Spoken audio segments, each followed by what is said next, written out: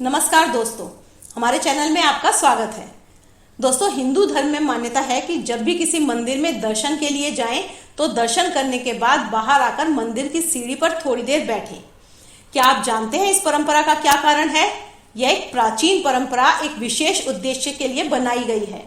वास्तव में मंदिर की सीढ़ी पर बैठकर हमें एक श्लोक बोलना चाहिए। शायद बहुत से लोगों को यह श्लोक ना पता हो। आप इस श्लोक को सुने, याद करें और जब भी मंदिर जाएं तो मंदिर की सीढ़ी पर बैठकर इस श्लोक का मनन करें। श्लोक इस प्रकार है।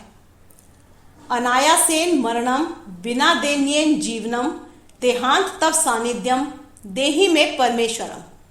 इस श्लोक का अर्थ है अनायासेन मरणम अर्थात बिना तकलीफ के हमारी मृत्यु हो और हम कभी भी बीमार होकर बिस्तर पर पड़े पड़े कष्ट उठाकर मृत्यु को प्राप्त ना हो, चलते फिरते ही हमारे प्राण निकल जाएं। बिना दैन्येन जीवनम अर्थात परवशता का जीवन ना हो, मतलब हमें कभी किसी के सहारे ना रहना पड़े। जैसे कि लकवा हो जाने पर व्यक्ति दूसरे पर आश्रित हो जाता है, वैसे परवश या बेबस ना हो। ठाकुर जी की कृपा से बिना भीख के ही जीवन बसर हो सके। देहांते तव सानिध्यम अर्थात जब भी मृत्यु हो तब भगवान के सम्मुख हो। जैसे भीष्म पितामह की मृत्यु के समय स्वयं ठाकुर जी उनके सम्मुख जाकर खड़े हो गए, उनके दर्शन करते हुए प्राण निकले। देहि में परमेश्वरम, हे परमेश्वर ऐसा वरदान हमें देना, यह प्रार्थना करें। दर्शन करने के बाद बैठकर यह प्रार्थना अवश्य करनी चाहिए। यह प्रार्थना है, याचना नहीं है। याचना सांसारिक पदार्थों के लिए होती है, जैसे घर, व्यापार, नौकरी, पुत्र पुत्री, सांसारिक सुख, धन या अन्य बातों के लिए जो मांग की जाती है वह याचना है। हम प्रार्थना करते हैं, प्रार्थना का एक विशेष अर्थ होता है, अर्थात विशिष्ट निवेदन।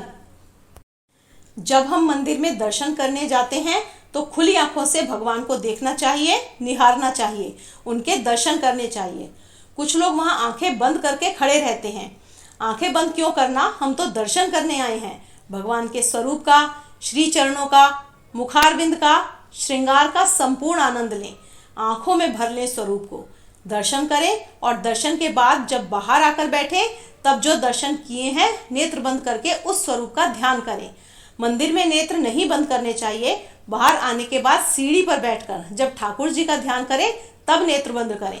और अगर ठाकुर जी का स्वरूप ध्यान में नहीं आए तो दोबारा मंदिर में जाएं और भगवान का दर्शन करें।